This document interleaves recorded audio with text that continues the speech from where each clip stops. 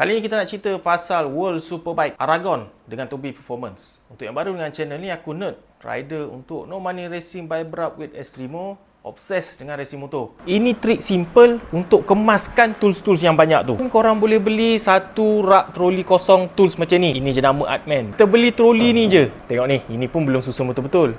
Tapi semua tools yang dah beli sikit-sikit, grease-grease, semua boleh letak dekat satu tempat. Tools ni asalnya beli asing-asing. Sekarang bila dah ada rak ni, boleh letak dekat satu tempat kemas macam ni. Kalau tak cukup, beli lagi satu.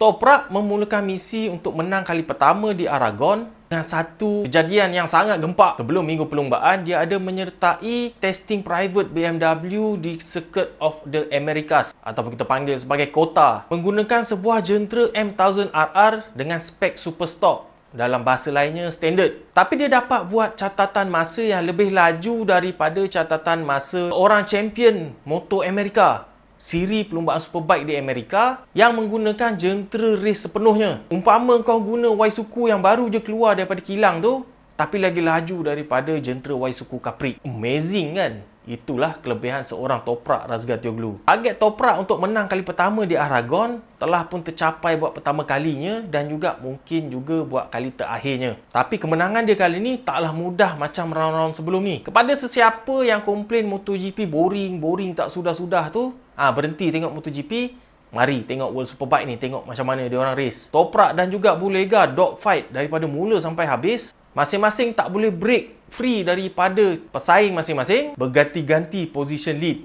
potong-memotong sepanjang perlumbaan. Pada race 1, Toprak yang menang, sekaligus dia samakan rekod 13 kemenangan berturut-turut dengan rekod dia sendiri pada tahun lepas sebelum dia crash di Magny-Cours. Toprak ada peluang untuk pecahkan rekod dia sendiri 13 kemenangan berturut-turut ni buat kali terakhir sebelum berpindah ke MotoGP pada musim depan. Jadi bolehlah dia pahat nama dia untuk rekod kemenangan berturut-turut terbanyak dalam World Superbike dengan lebih lama. Tapi malangnya, Nicolo Bulega berjaya menang Super Pro Race dan juga seterusnya Race 2 untuk menghalang pemecahan rekod tu. Bulega menang pun sama halnya bukannya mudah. Dia menerima asakan tak henti-henti daripada Toprak sampailah ke saat-saat akhir. Nasib baik, Ducati mempunyai sedikit kelebihan dekat corner terakhir yang diakui oleh rider Ducati yang duduk dekat belakang battle ni pun.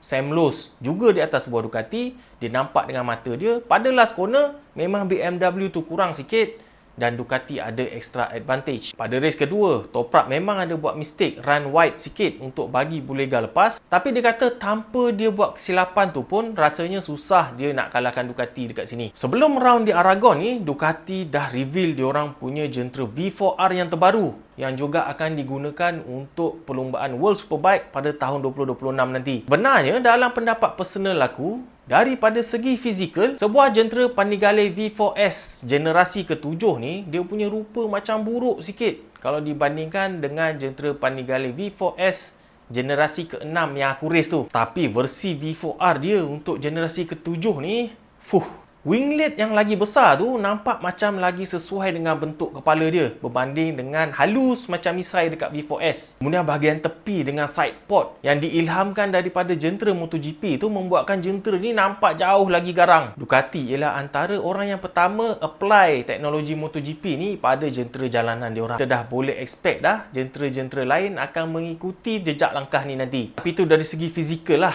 Dari segi dia punya power unit tu sendiri, nampaknya improve dan menghasilkan lebih banyak tenaga daripada generasi ke-6. Dengan menggunakan swing arm standard konvensional berbanding dengan swing arm single-sided sebelum ni, Ducati kata dia dapat tingkatkan kekukuhan chassis tu sebanyak 40%. Banyak tu. Jadi dari segi agakan kita, rider-rider Ducati untuk tahun 2026 nanti dalam World Superbike akan mempunyai banyak advantage berbanding dengan pesaing-pesaing diorang yang tak update pun jentera Superbike mereka. Kecuali Bimota yang direka khas untuk race dalam World Superbike. BMW nampaknya cuba untuk kekalkan prestasi diorang tanpa Toprak pada tahun depan dengan hire Miguel Oliveira untuk gantikan tempat Toprak. Oliveira dah sah akan swap tempat dengan Toprak. Toprak pergi Pramac Yamaha, Oliveira pula pergi ke BMW Rocket World Superbike. datang daripada MotoGP dan juga pernah menang sebanyak 5 kali dalam MotoGP, selalunya rider macam ni akan perform dalam World Superbike. Cumanya, ini ialah sebuah BMW. Setakat ni, cuma Toprak seorang je yang boleh bawa M1000RR ni pada kedudukan hadapan. Ini ialah benchmark yang diletakkan untuk Oliveira dan juga Petrucci, dua orang ex-rider daripada MotoGP yang akan menunggang M1000RR ni pada tahun 2026. Harap BMW tetap boleh bersaing dekat depan tanpa Toprak. Barulah ada warna-warni sikit dekat depan tu, jentera yang berlainan. Kalau tidak, berderet je Ducati dekat atas tu. Berat tugas dua orang ni, memandangkan Ducati ada jentera serba baru yang nampak sangat kompetitif untuk tahun depan. Penempatan rider-rider untuk tahun depan pun semakin komplit dalam World Superbike. Honda seakan-akan betul-betul reset untuk tahun depan bila digantikan dua-dua rider dia dengan dua-dua rider yang baru. Somkhat Chantra dan juga Jake Dixon akan membarisi pasukan factory Honda HRC World Superbike untuk tahun depan.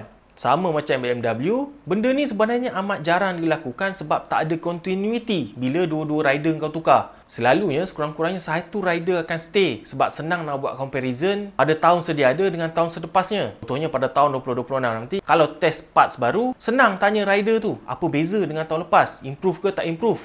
Dia boleh compare. Bila dua-dua rider baru, comparison ni tak dapat dibuat.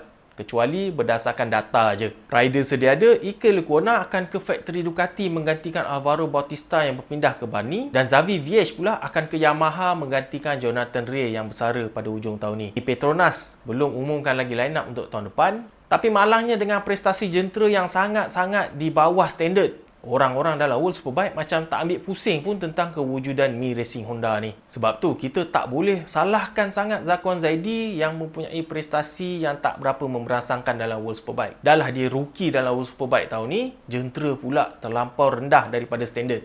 Itu je video untuk World Superbike kali ni. Kita jumpa lagi dekat race yang seterusnya.